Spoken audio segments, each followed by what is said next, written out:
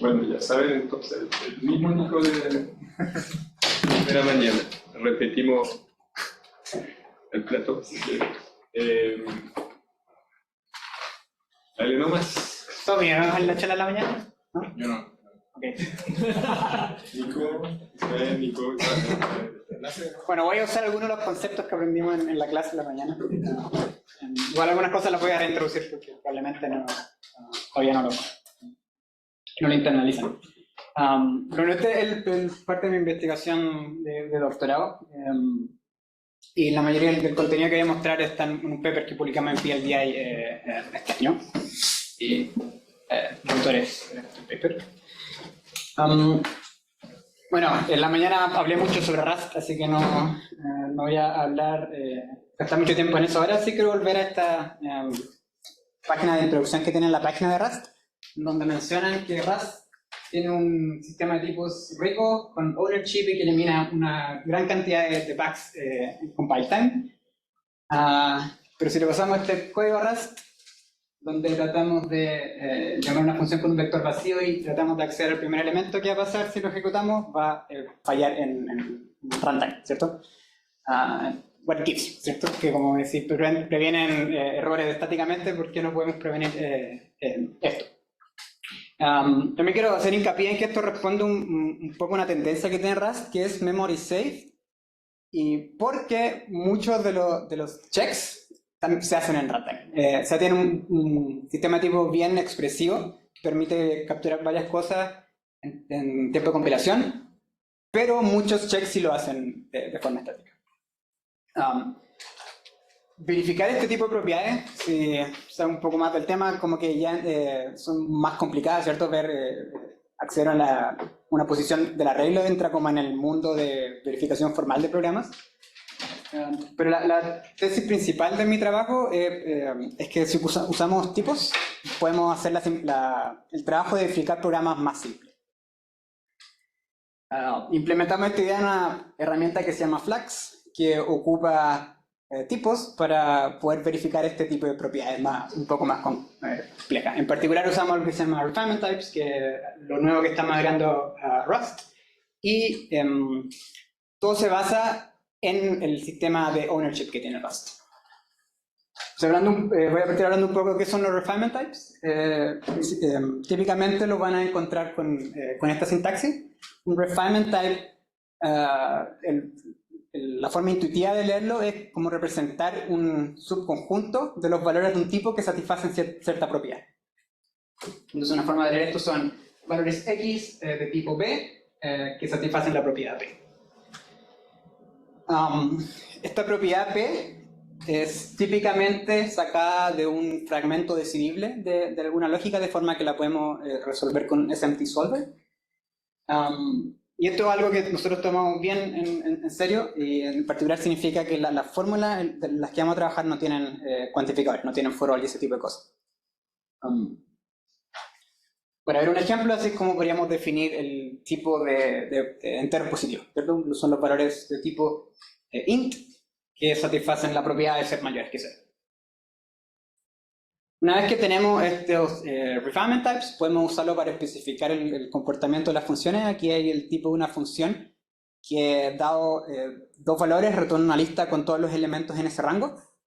Si ocupamos un refinement types en el input de una función, podemos usarlo para especificar precondiciones. En este caso estamos diciendo que el segundo valor tiene que ser mayor o igual que el primero. Si lo usamos en el output, podemos especificar postcondiciones sobre una función. En este caso estamos diciendo, como estamos instanciando el tipo de la lista con un refinement type, estamos diciendo que todos los valores de la lista van a satisfacer esta propiedad, que es estar entre el rango. Esta idea de refinement types se podría decir que ha sido bien exitosa en el mundo funcional. Algunos ejemplos que implementan esto son Liquid Haskell y F-Star. Entonces la pregunta es, ¿podemos usar refinement types solo en lenguajes funcionales o podemos también usarlo en programas con imperativos? Y se pone a pensar un poco como que la noción de refinement tiene un par de problemas, porque ¿qué significa que el tipo dependa de un valor que puede cambiar en el tiempo, ¿cierto? Si yo lo muto. Sí. ¿Qué significa esto? Si es que el valor X puede mutar a lo largo del tiempo.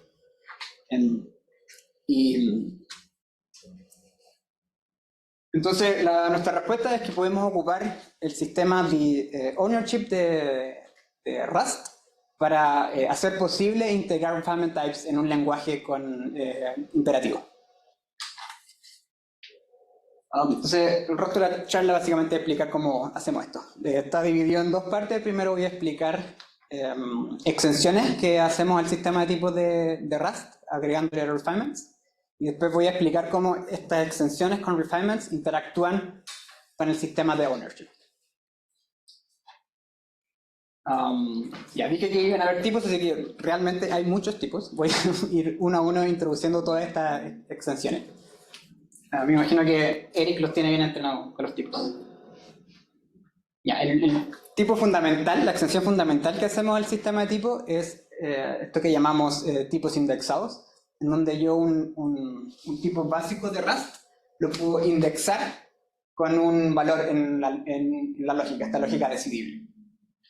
El significado del índice va a depender del tipo que estamos afinando, y además cada tipo se refina con un sort distinto en la lógica.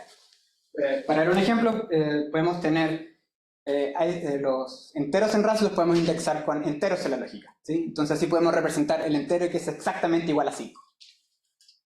De esta forma, por ejemplo, podemos darle a la expresión 2 más 3, le podemos dar el valor i32 igual a 5. Como ver otro ejemplo, booleanos, los podemos indexar con el booleano en la lógica al que son igual. Y, por ejemplo, la expresión 3 menor que 10, le podemos dar el tipo bool igual a true, porque sabemos que es true. Ya, voy a mostrar ahora, voy a hacer una pequeña demo para ver cómo se ve esto en la práctica. No le hagan caso a lo de la derecha. ¿Se ve bien el tamaño de la letra? Ya, lo primero, por cosa de cómo esto está implementado, tenemos que meter todo el código dentro de esta macro, no lo pesqué mucho. Entonces voy a hacer una función que devuelve 10. ¿Sí? Voy a propósito, agregar un error. Voy a devolver 4 más 5, que es 9. Si tengo configurado VS Code para que corra flags cada vez que guardo. Entonces si guardo, me va a tirar un error diciendo que no se puede probar una postcondición. Aquí no se alcanza a ver muy bien, pero si vemos el error que se produciría en la consola, diciendo no puedo probar una postcondición, es que me está diciendo que esto no se puede probar. Básicamente está diciendo que no puede probar que el resultado es 10. ¿Sí? Y realmente lo podemos arreglar dándole el valor adecuado. Siguiente ejemplo que voy a mostrar es que con lo que le he introducido vamos a hacer una función que voy a ocupar después para hacer aserciones estáticamente. Entonces voy a definir una función que toma un booleano, que no voy a hacer nada con él, pero que tiene que ser true. ¿Sí? Entonces, ¿qué me permite esto? Si que yo llamo a la función, tengo que llamarlo con algo que yo sé que es true, si no el sistema me da un error. Entonces, por ejemplo, si la llamo con 1 menor que 3, funciona bien, pero si cambio el sentido de esto, me va a dar un error, porque dice que no puede probar la precondición en esta función, porque básicamente no puede probar que yo no me voy a igual a 2. ¿Sí? ¿Todo bien hasta ahora? Ya. Vamos a volver a ese slide ahora. Entonces, ese es lo fundamental, son los tipos indexados. Bueno, con tipos indexados podemos hablar del valor exacto al que un valor de Rust es igual a. Eso no es muy interesante, entonces además agregamos la posibilidad de parametrizar las funciones. En Flags, cada función puede ser paramétrica en los refinements, en los valores en la lógica. Entonces en este caso, por ejemplo, es una función que toma un entero igual a un n que es paramétrico y devuelve un booleano que es igual cuando es positivo, básicamente una opción is pos, ¿sí? Además tenemos un poco de azúcar sintáctico donde se pueden generar, declarar los parámetros así de esta forma. Y además tenemos más azúcar sintáctica en donde podemos reutilizar el binding de Rust, por ejemplo n para significarlo. Sí.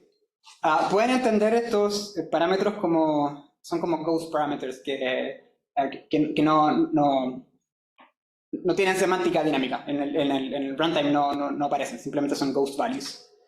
Y cuando uno llama a la función se instancia automáticamente el valor. La siguiente extensión es lo que llamo constraint types, que es básicamente un tipo asociado también con un predicado. La mejor forma que he encontrado de decirle a esto que un valor que tiene este tipo son valores de ese tipo y además la condición se cumple. Creo que la mejor forma de entender esto es con un ejemplo. Entonces supongo que queremos crear una función add1 que añade 1 al valor. Voy a ser explícito aquí. ¿Qué creen que va a pasar cuando...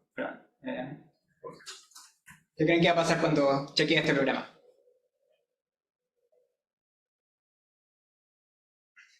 ¿No? ¿Va a estar bien? Está bien. Puede hacer overflow. Efectivamente, puede hacer overflow. Entonces, la forma de garantizar que esto nunca hace overflow es poner un constraint en el parámetro, ¿cierto? Entonces, para eso podemos usar estos constraint types. Y decir que n tiene que ser menor que el mayor entero. ¿Sí? En ese caso sí pasa la función.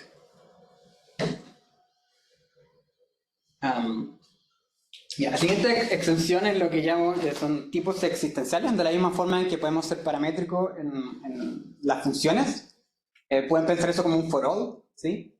Además tenemos existenciales que anotamos de esta forma, donde la forma intuitiva de leerlo es que son valores de un tipo t para algún valor en la lógica. Entonces, por ejemplo, podemos definir el conjunto de todos los enteros de 32 bits, cuantificando existencialmente sobre el índice que tiene. ¿Sí? Los tipos existenciales en general son más útiles cuando uno lo ocupa en combinación con los constraint types para, por ejemplo, definir valores que satisfacen cierta condición. Y de hecho tenemos azúcar sintáctico para eso, en donde podemos eliminar los paréntesis de entre medio. Y tenemos lo siguiente. Entonces, esto se empieza a parecer un poco más a la sintaxis que presenté al principio con el tipo y el predicado que satisface. Entonces aquí podemos... sí quiero hacer hincapié que en el fondo esto es una forma bien pedante de llegar a la misma sintaxis que partí al principio. Entonces estoy haciendo una diferencia en que los valores que indexamos son de un lenguaje sacado completamente distinto del lenguaje de Rust. Porque los valores en Rust son difíciles de razonar, pero los valores puros en la lógica podemos razonar a través de ellos usando un SMT solver. Y un ejemplo, por ejemplo, así podría definir los valores positivos. ¿Sí? Y para agregar más sintaxis también tenemos un shortcut para eso, donde evitamos tener que cuantificar por el sort del entero. Entonces ahora voy a hacer una demo en donde voy a tratar de meter todas las cosas que presenté en un solo programa. Vamos a programar una función valor absoluto. Y lo que vamos a demostrar sobre la función es que el valor que retorna es positivo, y para agregar más cosas, además vamos a demostrar que es mayor o igual que el del valor de input. ¿Sí? Entonces eso se anotaría de esta forma, ¿cierto? Que vamos a probar que es mayor o igual que 0 y que es mayor o igual que el input. Entonces si x es menor que 0, retorno menos x, si no, retorno x. Ya. ¿Está bien la función? ¿Sí? No, va a hacer overflow de nuevo, no hicieron falta eso. Si hacen menos del menor valor, va a dar overflow. Entonces eso también podemos anotarlo. Ya. X es distinto de el menor valor. ¿Sí? Entonces, si se fijan, aquí estoy usando todas las features que mencioné. Estamos siendo paramétricos en el valor del input. Estamos usando un constraint type para restringir los valores que pueden ser usados como input. Además, estamos usando un tipo existencial para retornar un valor sobre... No sabemos cuál es el valor exacto, pero sí sabemos una propiedad sobre ese valor. ¿Sí? Ese X que tiene el constraint es el mismo que después usa el segundo constraint. ¿Aquí? Porque ese como que vendría a hacer el nombre de la variable del argumento. Sí, aquí hay varias azúcar sintáctico, porque estamos reutilizando el mismo binder de la variable que usamos en Rust para el valor en el tipo.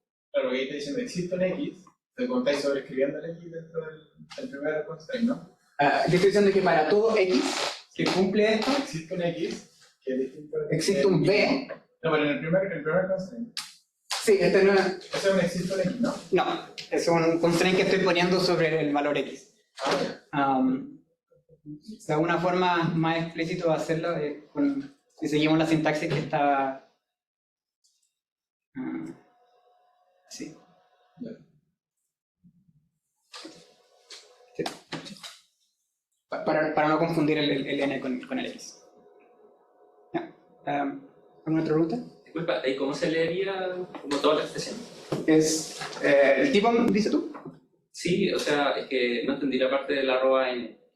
El @n es una forma como de declarar parámetros para la función. Esta función es paramétrica en un valor n, un entero n. Entonces, para todo n, si tú me das un valor x que tiene el tipo i32 igual a n tal que el n cumple esto, entonces yo te voy a devolver un entero existe un b que cumple esto y ese i32 es igual a ese. Si llamas a esta función con una variable que es solamente un i32, que no dijiste nada, ¿Sí? no te va a chequear, ¿verdad? Sí, podemos probarlo. ¿O tenía diferencia?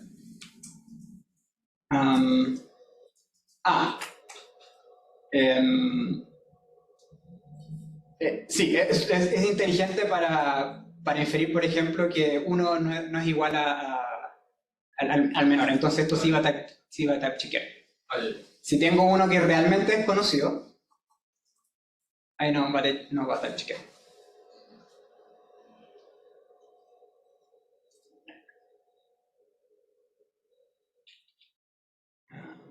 ¿Alguna otra pregunta?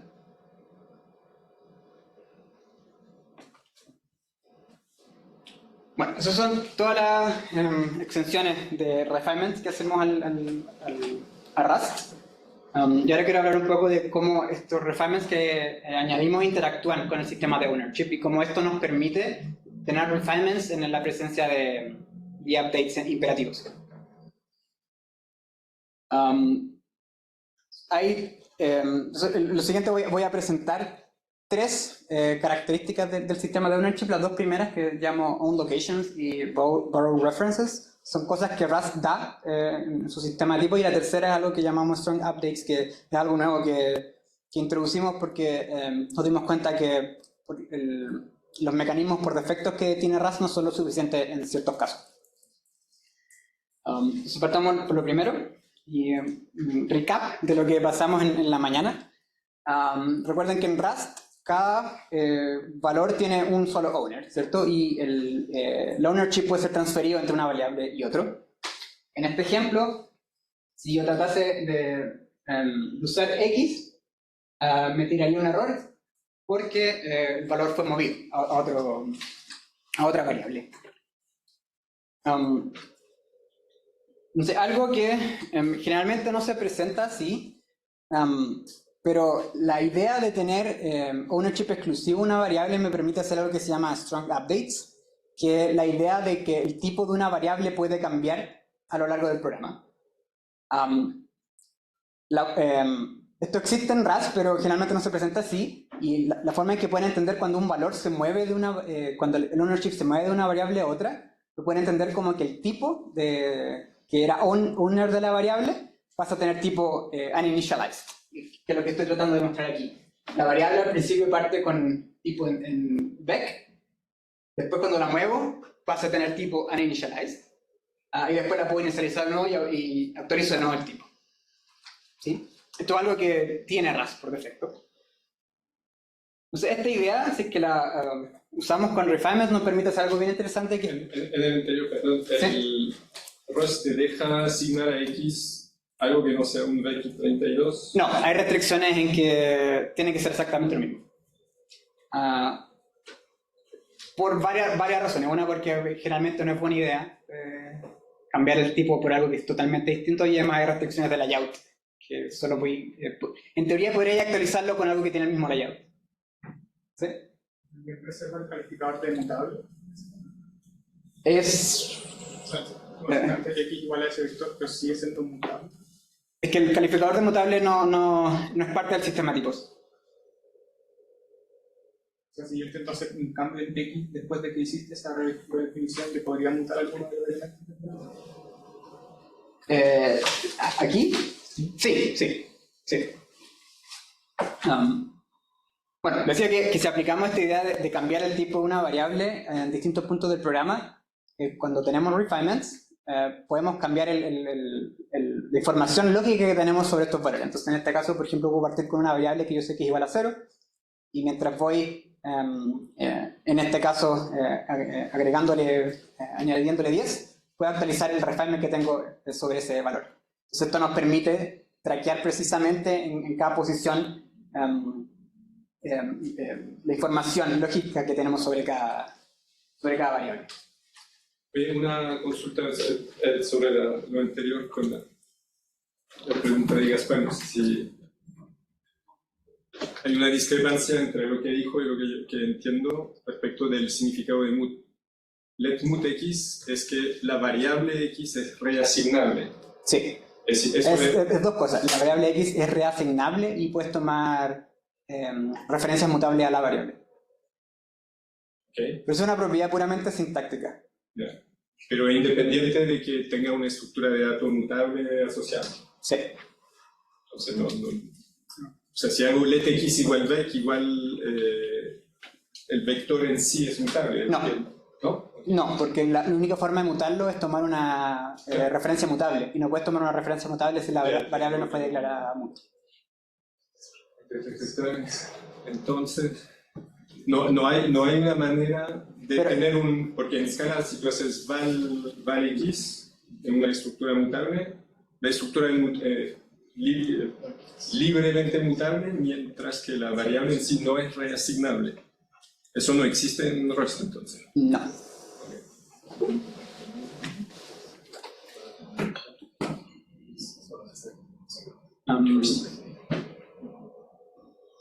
Ya, entonces pasemos a lo siguiente, que es cómo interactúan los refinements con las referencias. O sea, recap de lo que pasamos en la mañana. Una referencia compartida, una shared reference, nos permite dar acceso temporal de lectura a la memoria. ¿Sí? O sea, en este ejemplo estoy creando un vector y le estoy pasando una referencia a la función calculateLength, y esta simplemente lee el largo del vector. Y después de que la función retorna, yo puedo tanto utilizar el vector como el valor que me retorna. ¿Sí? Una de las formas que se explica esto es que las referencias compartidas permiten aliasing, pero no permiten mutación. Siguiente, las referencias mutables. En este caso, el ejemplo es parecido, pero la función a la que estoy llamando está cambiando, está mutando la memoria. Pero aún así yo puedo acceder al valor una vez que la función retorna, ¿cierto? Entonces las variables mutables dan permiso temporal de escritura, pero con la restricción de que no puede haber aliasing. ¿Sí? Entonces variables mutables permiten mutación pero no aliasing. Entonces, veamos qué nos da esto en conjunto con los refinements. Debido a que referencias compartidas, a pesar de que permitan aliasing, como yo no puedo mutarlo, cada vez que yo leo sobre una variable que tiene un refinement, el valor tiene que cumplir el refinement que tiene la variable. En este caso, la forma de parsear esto, por si acaso, es ampersand y tipo. ¿Sí? Es una referencia a un i32 que es mayor que 0. Entonces, lo que quiero tratar de demostrar aquí es que si yo leo x, el valor tiene que satisfacer ese refinement. Y eso está garantizado porque yo sé que si que tengo una referencia compartida, nadie va a poder mutar ese valor. Entonces tiene que cumplir ese refinement.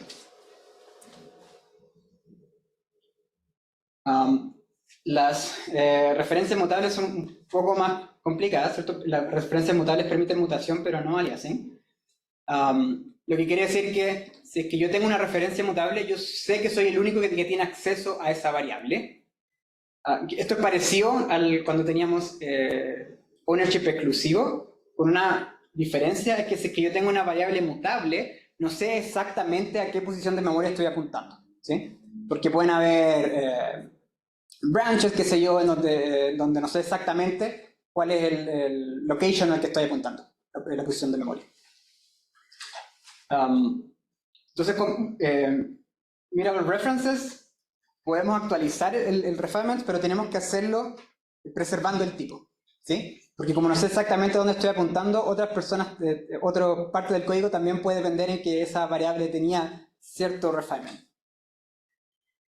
Un ejemplo de esto es que yo tengo una referencia mutable a un valor que tiene que ser positivo, yo tengo que mutarlo en algo que siga satisfaciendo eso. Entonces, por ejemplo, este programa me daría error, porque si trato de subtraer 1, no se puede mostrar que para cualquier valor de x eso va a ser cierto, ¿sí? Entonces, lo que podríamos hacer en este caso es chequear explícitamente que si el valor es mayor estricto que 1, entonces ahí sí lo puedo restar, porque ahí sí puedo probar que x sigue cumpliendo el refinement. ¿Preguntas?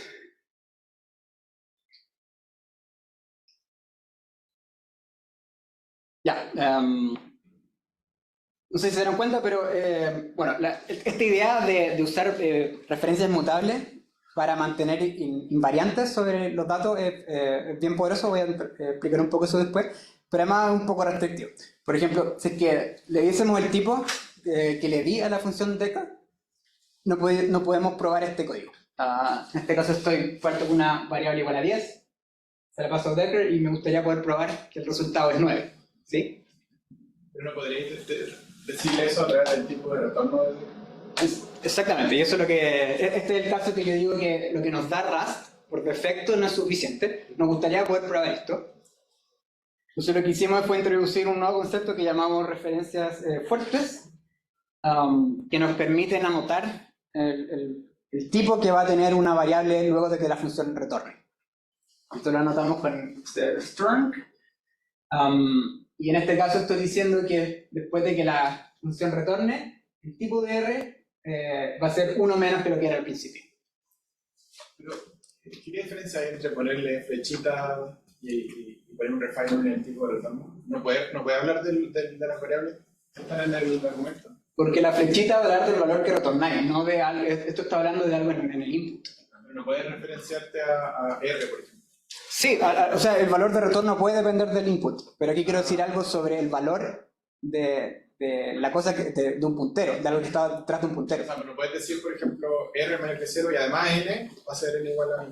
o N va a ser... Sí, N es algo que no cambia. Yo puedo decir que el tipo de R cambió, de lo que está siendo apuntado por R. O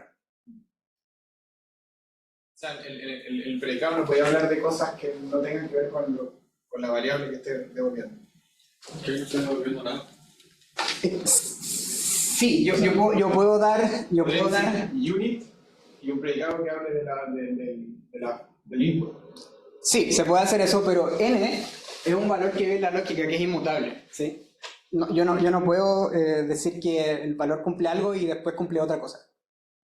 Lo que sí puede pasar es que el tipo de las variables cambia a lo largo del tiempo. Lo que lo que tú estás proponiendo te dejaría hacer otras cosas, como que si que yo llamo una función, yo puedo aprender cosas del input, ¿sí?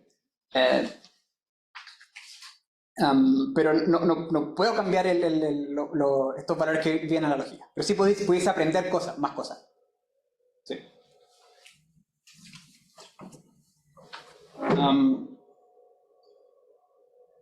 Además que esto te permite hablar de varias, o sea, de tomar varios punteros en entrada, retornar un valor, lo que sea, y además asegurar el nuevo estado de cada una de las cosas que recibiste de entrada. Ya, entonces las referencias fuertes son como las referencias mutables, pero la diferencia es que garantizan uniqueness para una posición en la memoria que es conocida. Entonces déjame explicar un poco la diferencia entre referencias fuertes y referencias mutables. En este ejemplo parto con dos variables x e y que tienen dos valores, no es muy importante, y dependiendo de una condición booleana, voy a tomar una referencia, bueno, primero voy a llamar a la función Decker-Strong y voy a retornar una referencia ya sea a x o a y. Entonces después de que se ejecute el branch, no sé exactamente dónde R está apuntando, ¿cierto? En estos puntos, ¿sí? Yo sí sé exactamente a qué valor va a apuntar ampersand move de x, ¿sí? Aquí yo sé exactamente que va a apuntar a x. Entonces en este caso, yo puedo llamar Decker-Strong porque yo sé exactamente a dónde está apuntando y puedo actualizar el valor de x una vez que retorna. Lo mismo en este caso. Pero luego del join, yo no sé exactamente dónde R está apuntando.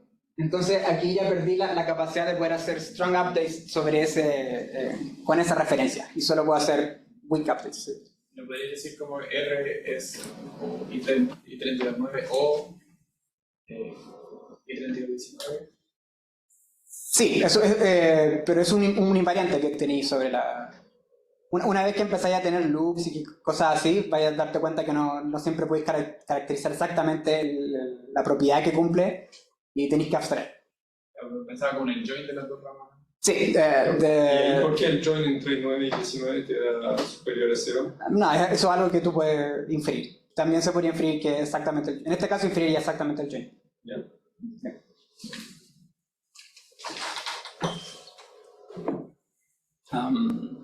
Ya, ¿pregunta? Entonces, si no tuviera como un loop, si uno hiciera como un join como de o 9 o 19, después sería como muchos 9 o 19 o 8 o 18. Sí. No quiero entrar mucho en detalle porque hay que explicar varias cosas. Pero hay un mecanismo que nos permite inferir una propiedad que se cumple para todos los caminos posibles de ejecución. Para casos sencillos como este, nosotros podemos inferir exactamente el join. Cuando tienes loops, tienes que inferir un invariante, que básicamente tienes un loop, tienes que inferir un loop invariante para el loop. Y tenemos técnicas para hacer eso automáticamente.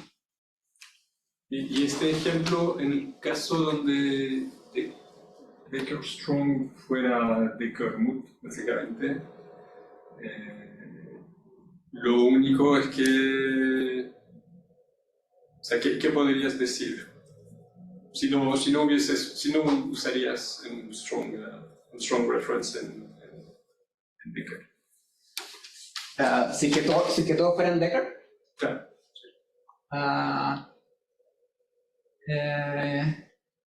Nada, ¿no? Tendríais que... Creo que podríais decir que es mayor o igual que 10. Pero el que no sabe qué hace Decker. Puede restar 10 al valor, o puede restar 20 al valor. Pero es que Decker, sí, es algo que no hice hincapié. Decker lo definía al principio como que recibía positivo, entonces va a estar determinado por esto. Pero el output puede ser algo negativo. No, pues porque por el hecho de ser una variable mutable, esto siempre se tiene que, la función tiene que satisfacer esto. El no puede cambiar. Ya era positivo. Sí, pero Lo único que sabría es que es positivo. Sí. ¿Alguna otra pregunta?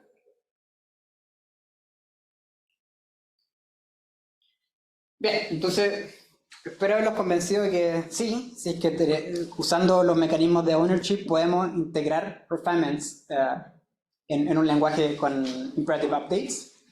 La pregunta ahora es si hace la verificación más simple, ¿no? Creo que esa parte no la respondí. Entonces, para ver esto voy a ver un ejemplo un poco más complicado. Voy a mostrar una API de vectores refinados por su largo. Esta es la sintaxis que tenemos para definir estos tipos. Entonces, aquí se llama rvec, por como refined vec, y este índice representa el largo que tiene el vector. ¿Sí? Estoy yendo un poco a lo que decía al principio, que el significado del índice depende del tipo que estamos refinando. En este caso, no estamos representando el valor exacto, como hacíamos con booleanos enteros, sino que simplemente estamos abstrayendo sobre el largo del vector. Un par de ejemplos. Esta es la forma en que yo representaría un vector de largo 0, y este es un vector de largo, un vector no vacío. Algo interesante que mencionar aquí es que rvec es polimórfico en los elementos que contiene. Y esto nos permite hacer algo bien interesante. Si nosotros instanciamos el rvec con un refinement, podemos expresar una propiedad cuantificada sobre todos los elementos del vector. Y esto lo podemos hacer sin usar cuantificadores en la lógica. Y algo bien interesante. Esta es un poco la API de vectores, ¿sí? Tenemos la función new que construye vectores de largo 0, la función length que nos dice el largo del vector, y si pueden ver usamos los refinements para decir que el largo que me retorna es exactamente igual al largo del vector. La función push y pop usan referencias fuertes para especificar que el largo del vector creció o decreció después de que la función fue llamada. Y además pop tiene una precondición diciendo que el vector no puede ser vacío. ¿Sí? Finalmente las funciones index y index mute, bueno, primero tienen precondiciones diciendo que el índice tiene que estar en el rango del vector, ¿sí? Y en el caso de index mute ocurre algo bien interesante, que retorna una variable referencia mutable a t, ¿sí? Donde t es estamos siendo paramétrico en t. Entonces, ¿cómo puedo asegurar que los elementos del vector van a seguir satisfaciendo la propiedad que se representa en ese t? Por ejemplo, ¿se acuerdan? Aquí estoy diciendo que todos los valores en el vector tienen que ser positivos. Entonces, la razón de por qué esto funciona es porque estoy retornando una referencia mutable, y eso quiere decir que cualquier usuario tiene que mutar esa referencia con algo que respete el invariante que está en t. ¿Sí? Esto es lo que aludía hace un momento, en que esta idea de usar las referencias mutables para preservar invariantes es bien poderosa. ¿Hasta cuándo tengo? Lo que quieras. Normalmente esas sesiones tenemos 2 horas, puedes usar lo que necesites. Ya, que no sabía si quería saltarme esta demo, ¿no? Creo que esta demo es interesante, así que lo voy a hacer. Dale.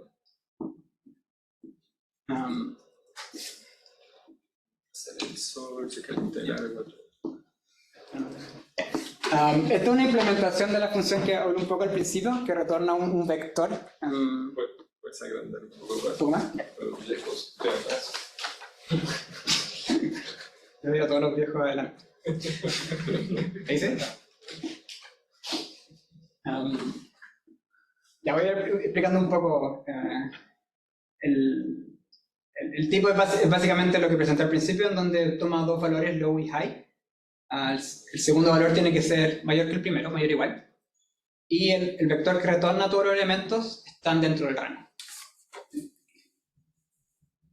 Y bueno, la función, una implementación básica donde básicamente voy mutando, añadiendo 1 al valor de la izquierda, ¿cierto? Y voy haciendo push al vector. ¿Qué pasa si low es igual a high? El vector va a ser vacío. La única opción. Sí. Déjame agregar un error aquí para ver qué empieza a pasar. Si es que hago menor o igual. Sí, se sigue cumpliendo, ¿cierto? Porque la propiedad de menor o igual es weak, ¿sí? Si pongo menor o igual aquí, pasan varios errores. Uno, que puede haber overflow acá. Pueden pasar varias cosas. Otra cosa interesante, un poco lo que llevas tú también, que yo puedo probar exactamente que el vector que retorno, el largo, es igual a high menos low. Que lo podría hacer de esta forma. ¿Eso es como en Ensures? Sí. En el fondo, cuando usáis tipo en el valor de retorno, son como 2 condiciones. No, pero no es como el insurance de los true updates que mencionaste. No, es distinto. Aquí simplemente estoy poniendo un refinement sobre el valor que estoy retornando. Que está retornando una nueva celda, o sea, un nuevo objeto. Y ahora vamos a usar un poco esta función range. Sí, tomemos 2 enteros. Primero, si trato de ramar a range, ¿qué creen que va a pasar? O sea, se debería quejar de que no sabe que high es más chico, es más grande que no. Sí, exacto. Si es que está diciendo que no puede probar la precondición de la función porque no sabe si low es menor que high. Una forma de resolver esto es como testear explícitamente si low es menor que high. Si hacemos esto, en ese caso sí, va a pasar. Ahora, ¿qué creen que pasaría si trato de hacer pop de R? Primero tengo que ver. No puedes saber que no es vacío. No puedes saber que no es vacío, ¿cierto? Entonces, esto me altera un error. Si lo veo aquí, la función pop tenía ser requires en n mayor que 0. Entonces, algo que puedo hacer, por ejemplo, es iterar mientras el vector no sea vacío y hacerle pop sobre el elemento. De partida puedo hacer pop, y lo segundo es que sé sobre el valor b que acaba de ser pop. ¿Sí? Dado el tipo, sé, por ejemplo, que sé que el valor es mayor o igual que low y sé que el valor es menor que high. No sé, a ver qué cosa no sé. No sé que... ¿Esto lo sé? No, porque podría ser low, ¿cierto? Entonces esto me tiene un error. Bueno, entonces eso es un poco para mostrar cómo funciona esto, cómo uno programaría usando refinements. Quiero ahora contrastar la experiencia que acaba de mostrar con qué pasaría si tratamos de ocupar una distinta forma de hacer verificación formal del programa. Lo que estoy mostrando aquí es la misma implementación de la función range en Flax y aquí en una herramienta que se llama Prusty, una herramienta genial, no quiero ir en contra de ellos. Prusty, que es más cercano a... se llama Didactic Verification, en donde uno tiene una lógica para probar cosas sobre el programa. Y lo primero que pueden notar aquí es que para expresar la misma propiedad que nosotros expresamos, en este tipo de herramientas tienen que usar un for all explícito en la lógica. Y además, tienen que anotar explícitamente los loop invariants. Que un poco iba a lo que discutíamos antes, en que cuando tienes un loop, en el fondo tienes que abstraer sobre las propiedades que tienen los valores. Y nosotros podemos automáticamente inferir ese loop invariant mientras que en herramientas como esta tienen que anotarlo. Y la razón de fondo es que los SMT solvers, la herramienta que se encargan de probar que todas estas fórmulas se satisfacen, son malos para razonar cuando hay for alls. Funcionan mal, ¿sí? Y dado que nosotros eliminamos la necesidad de usar for alls para expresar este tipo de propiedades, podemos hacer esta inferencia. Cabe destacar, sí, que herramientas como estas son más expresivas que Flax. Uno puede probar más propiedades usando esto, por el mismo hecho de que puedes usar for alls, ¿sí? Eso era, bueno, un poco anecdótico, pero hicimos una evaluación como cualitativa de esta afirmación, en donde implementamos ¿sí? En este caso, cuantitativa. Sí, perdón, cuantitativa, en donde implementamos varios algoritmos sobre vectores usando este API para RBAC en Flax y Plusty, y comparamos algunos números. Entonces, lo primero que se puede notar aquí es que las implementaciones en Plusty ocupan una cantidad no menor en anotar estos loop invariants. Y en caso de Flax, está completamente, no hay esa columna porque somos capaces de inferir todos los loop invariants en los ejemplos que hicimos. Y lo segundo, no hay que leer mucho sobre esto porque hay varias razones por las cuales ocurre esto, pero los tiempos son astronómicamente diferentes. Estos son programas chicos, ahí pueden ver la cantidad de líneas.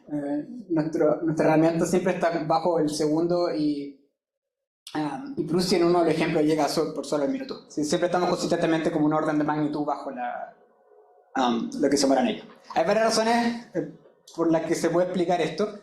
Una de ellas es que las queries que tiramos al SMT Solver, la herramienta que se encarga de probar todas estas cosas lógicas, son mucho más simples por el hecho de que no tienen quantifiers.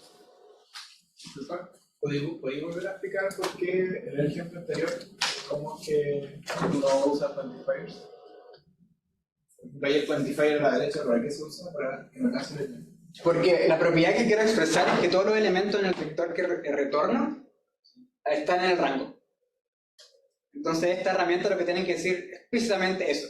Esto está diciendo, para todo i que es menor que el largo del resultado, el resultado obtener la posición i del resultado está en el rango. Explícitamente tienen que decir eso con un for all.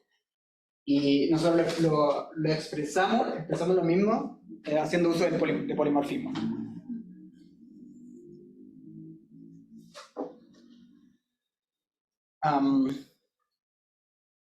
Lo otro que hicimos para probar un poco la expresividad de la herramienta es exportar un proyecto que se llama Wave, que es una implementación de un sandboxing para WebAssembly, que fue previamente escrito en Rust y verificado con Plusty, y lo que hicimos simplemente fue portarlo a Flax y probar las mismas propiedades. En el fondo esto para ver si Flax puede ser usado para probar propiedades interesantes más allá que acceder a un arreglo. Entonces, las propiedades que se prueban en esto son variadas. Bueno, primero probamos que todos los vectores acceden a bounds porque eso sea gratis. Pero hay cosas un poco más interesantes, es que cuando damos puntero al runtime siempre se accede dentro del rango de memoria que está otorgado al sandbox, y lo otro es que cuando hay links simbólicos se resuelven a un absolute path que está dentro del que el sandbox tiene permitido leer, tipo de propiedad. Y no hay mucho que decir que esto es que probamos todas las cosas que están probadas originalmente, las pudimos probar también en Flax. Pero eso de alguna manera son las tres propiedades tienen que ver con estar en un rango. No, la tercera es un poco más complicada. Prueba que hay un algoritmo que implementa la resolución de link simbólico,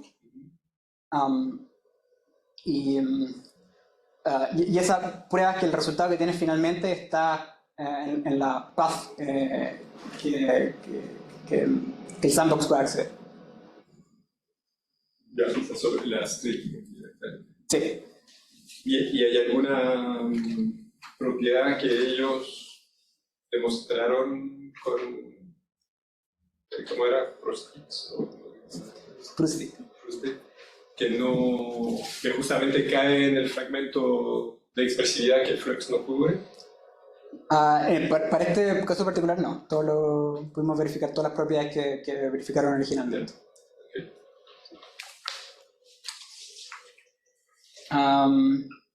Bueno, así que eso es todo lo que tengo. Flux nos permite usar los tipos para poder verificar problemas de forma más económica. Y el link pueden descargarlo. También tenemos, en este mismo link también pueden ver hay una demo que pueden usar online y pueden probar sus programas ahí mismo. Muchas gracias.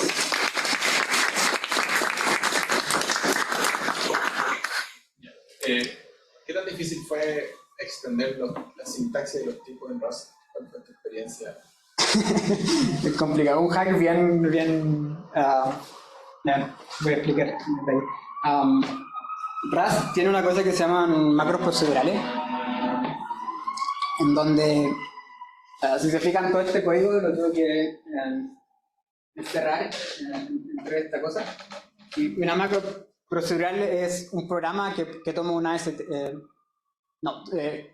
hecho funciona al nivel del lexer. Toma un stream del lexema y hace output de otro stream del lexema. Entonces lo que está pasando aquí es que yo parseo esto y cuando está en el modo Flux, como que agrego anotaciones para poder hacer el chequeo, y si quiero compilar normalmente, como que borro todas las anotaciones. Hay un par de... nos resulta porque nuestras anotaciones son siempre al nivel del tipo de las funciones. Pero para casos más sofisticados que no hemos implementado todavía, uno tiene que hacer como anotaciones dentro del código, y eso se pone un poco más complicado porque hacer esto al nivel léxico es complicado. Como que tiene que ser todo sintáctico, todas las transformaciones que sí. ¿Te parsean eso y qué hacen con las anotaciones? Porque después eliminan las anotaciones. Así que compiláis el programa y elimina completamente las anotaciones. Pero la ST, por ejemplo, no lo extendieron, ¿no? No. Que lo que pasa es que tenemos otra forma de ocupar Flux que no ocupa esta macro, en que uno anota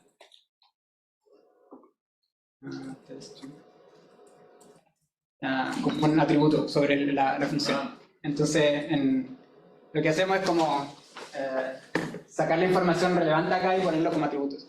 Y eso es algo que el compilador no ve, simplemente como información extra que tenemos sobre las funciones. Y eso se puede explotar en el type checking. Claro. O sea, es un mecanismo general para agregar cualquier metadato sobre cualquier nodo de la ST. Sí. No solamente firmas. O sea, en Rust tú puedes usar ese gato corchete al lado de un let o al lado de un... Sí. cualquier expresión. Con ciertos caveats. Sí. Oye, y relacionado con eso y no con Flux, ¿no?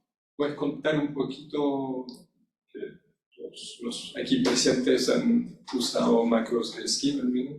O sea, de máquina. ¿Cómo...? Casi todos.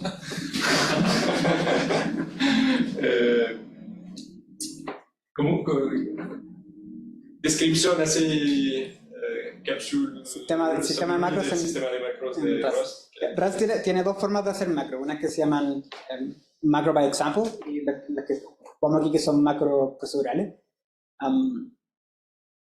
La macro by example, ambas funcionan al nivel del lexer, ¿sí? Yo transformo y la macro la by example, básicamente pongo un patrón, hay como un DSL para parsear ciertas secuencias del lexema y después expandirlo en una AST. No te asegura que la AST va a estar bien construido, por ejemplo. Tampoco se encarga de higiene. Tiene un poco de higiene, es como bien... hay algunas cosas que son higiénicas, otras cosas que no son tan higiénicas. Y a veces quería romper un poco la higiene. Sé que están trabajando en una versión 2 de eso que resuelve todos estos problemas, pero no lo han sacado. La otra es las macros procedurales, que esto funciona... uno recibe el eczema, ¿sí? Una secuencia del eczema, y voy a hacer lo que queráis con eso. Y hay una forma un poco de controlar la higiene, donde tú puedes definir un contexto. Para cada identificador, tú le puedes asignar un contexto. Si le asignas un contexto que tú sabes que no va a estar en el programa original, entonces no debes tener clashes con las variables que sí. Es un arte, yo no sé mucho, pero es difícil programar estas cosas para que funcionen genéricamente. ¿Cómo genera los invariantes de bucle? Ya, sí, no hablé nada de eso. Básicamente hacemos abstract interpretation sobre voy a decir algo, no sé si te sirve algo. Hacemos interpretación abstracta sobre un dominio abstracto de fórmulas. Entonces tenemos una serie de templates, ¿sí? En que nosotros podemos instanciar fórmulas con esos templates. Por ejemplo, x mayor o igual que 0, donde x puede ser cualquier cosa. Pero si uno, por ejemplo, ahí en vez de x, si pone en vez del logo al cuadrado, ahí se te rompe. Bueno, está dentro de ese conjunto. Sí.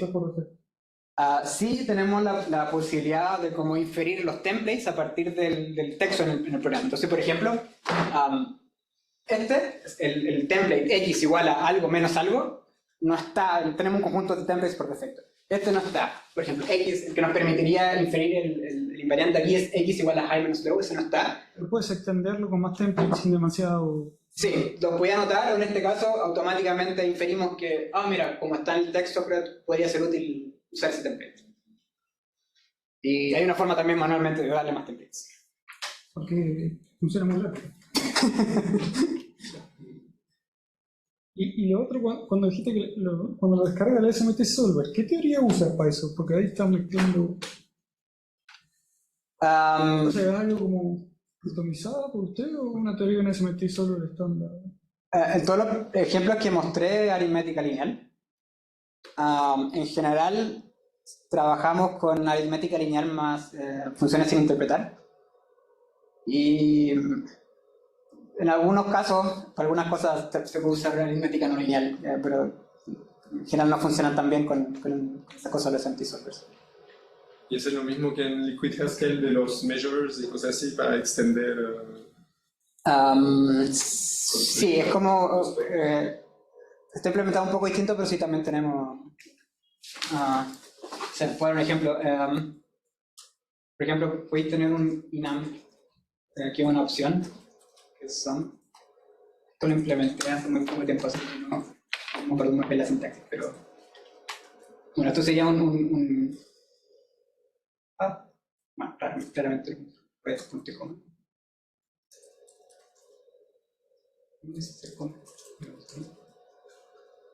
Porque tiene que tener la anotación. Entonces podemos refinar el enum para saber si es sum o no. ¿Sí? Eso es un booleano. Y... a ver si me acuerdo.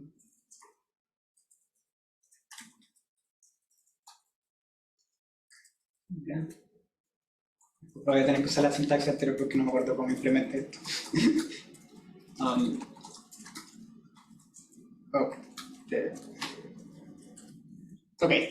no.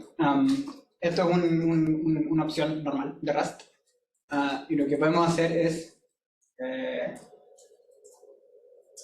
refinarla por un measure, voy a llamarlo, de si es que es sum o no. Y la forma de hacer eso es que refinamos la variante, diciendo que básicamente es una función que toma pensarlo como un GADT, en donde no podéis cambiar el tipo en Rust, pero sí podéis cambiar el refinement en cada variante. Entonces en este caso tú en T donde este es true, y en el otro caso es false. ¿Sí? Entonces cuando sin match podéis probar que un brazo no es reachable, por ejemplo. Funciona con recursivos. Sí, funciona con recursivos. Eso viene gratis por usar tipos. Claro. Sí. La gracia de usar tipos. Una última pregunta que te preguntó Matías, pero no caché. ¿Cómo haces para eliminar, digamos, como los cuantificadores universales para simularlos en tu fragmento, digamos? Eso es porque explotamos el hecho del polimorfismo. Básicamente estamos resolviendo los cuantificadores en el type checker. Sí, ese es un punto que merece... Con un ejemplo así, con palitos. Pero responde a lo mismo, parametricity, en el fondo. Claro, sí. O sea, al final, el hecho porque ahora cuando tú lo mandas son como constantes sin valor asociado, ¿cierto? Son como valores Sí, esas variables cuantifican el universo. Pero igual está en scope, y como tu programa tuvo que te chequear antes, no pudiste haber hecho nada específico con esa variable. Pero este punto merecería un esfuerzo pedagógico un poco mayor, de cómo cómo usar los tipos te permite sacarle el jugo al polimorfismo para deshacerte de los foros. No sé si está bien explicado en alguna parte. Creo que no. Pero en el fondo es que... Es un insight, yo creo, bastante... Es que en el fondo es que los sistemas de tipos hacen proofs de cosas con foros todo el tiempo. Las propiedades no son tan interesantes. Tú probáis que para todo entero cierta cosa es subtipo de otra cosa, qué sé yo. Pero sí es un procedure de decisión, en el fondo, que es sintáctico y generalmente recursivo sobre la sintaxis del AST y qué sé yo. Tienen todas esas propiedades. Pero es un procedimiento de decisión.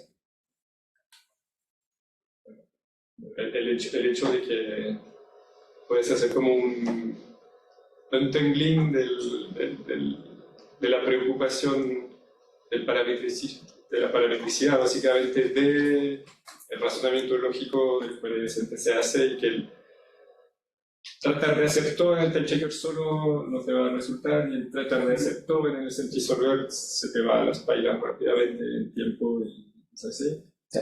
Yo creo que esto es como un conceptual term que debería tratar de explicar así. Juan Jit lleva años tratando de explicar esto a la gente. Sí.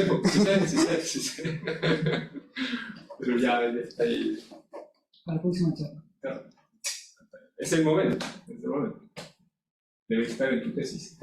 Yo quiero saber cuál es la sección que hay que... Esa no es mi innovación, esa es la innovación de Ranjit. Sí, pero justamente, pero él no creo que lo haya explicado tampoco también en el paper de Liquid Types. Creo que no, creo que ha hecho charlas donde lo explica mejor los conceptos. Entonces sería bueno hacer un Ciplan tiene un blog.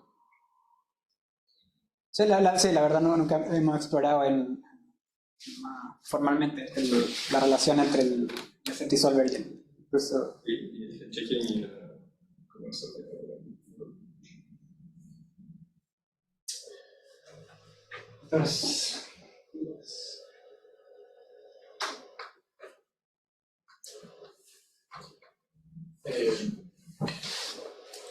Si queremos llevar esto fuera de Rust, no tiene sentido si no es shift type. Lo que puedo decir es que han habido intentos de implementar refinements en lenguaje de imperativo, y siempre termina habiendo la necesidad de controlar la mutación de alguna forma, porque si no tenéis cómo llevar track de lo... Podría ser como sobreconservado y sí, lo que ha pasado, sí, por ejemplo, hay refinement types for C, hay refinement types for JavaScript, que alguien hizo de Ruby, Python, parece que alguien está trabajando ahora. Y en todos esos casos como que hicieron retrofit de un sistema de ownership en el lenguaje. Y lo que termina pasando es que como que las anotaciones son muy verbosas, ¿sí? Entonces algo que creo que hizo bien Rust es llevar al mínimo la cantidad de anotaciones que necesitáis para tener un sistema de ownership. A pesar de que las lifetime pueden ser tan complicadas, creo que podemos acordar que sí son una manera concisa de anotar este tipo de cosas. Pero entonces el tema de mezclar ownership types y refinement types no es nuevo. No. Sí, no se ha hecho antes, sí. Y de hecho, si miras las lógicas separation engine y todo eso, también tienen un componente de ownership. Hay un... Claro, la separación te da, o formulación equivalente como implicit dynamic frames, tiene explícitamente playhouse que te dice tengo acceso a y hay solamente un contexto que puede tener el ownership de esa cuestión, porque cualquier verificación de algo mutable sin eso. Hay un paper que se llama Refine C que implementa un sistema bien parecido a este. ¿De Rangel también, no? No, este es de Derek. Sí, del grupo de Derek. Implementa un sistema bien parecido a este on top of C.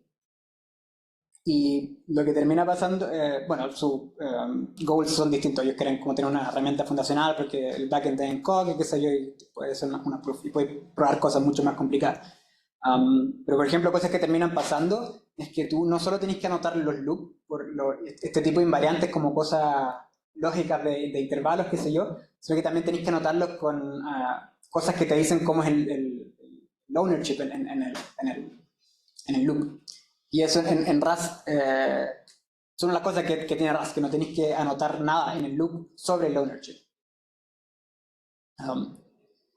Y en el fondo lo que está pasando es que el sistema de tipos de... toda esta cosa, si queréis razonar sobre este tipo de programas, necesitáis como una separation logic o algo así. Lo que está pasando es que también corresponde un poco a esto de usar el sistema de tipos para probarlo for all. Es que el sistema de tipos está haciendo todas las cosas de separation logic. ¿Sí? Y tú solo te concentras en tener proposiciones en una lógica simple, ¿sí? sin separation ni nada de eso. Y llevarse el sistema de ownership de Rust a otro lenguaje es práctico. Sé que hay gente que está llevando estas, por ejemplo, sé que están trabajando en OCaml, llevar una de estas cosas a OCaml. Pero hay que hacerlo gradual para que sea... Sé también Swift ha implementado cosas con ownership. En general sí, implementan algo más simple y es tú podías anotar los parámetros de las funciones con un modo de si es que es de referencia, qué sé yo. Que eso te lleva, yo creo que te da bastante. La mayoría de los usos es ese, pero no te permite hacer cosas como tener una struct que tiene una referencia mutable o retornar una referencia mutable. Esos son el tipo de cosas que hacen que el sistema tipo de Rust sea más complejo. Hay una extensión de Scala también para traquear unicidad de referencia. O sea, la más simple era como unique, no había shared, pero podía ser. No sé si esto quería quedar grabado, pero a mí me gustaría tener un OCaml con ownership, como garbage collection, que si a veces no quiero preocuparme de la memoria, pero sí tener todas estas garantías de que, no sé, por ejemplo, un tipo de cosas que puede evitar con esto es invalidación de iteradores, que eso ocurre en cualquier lenguaje.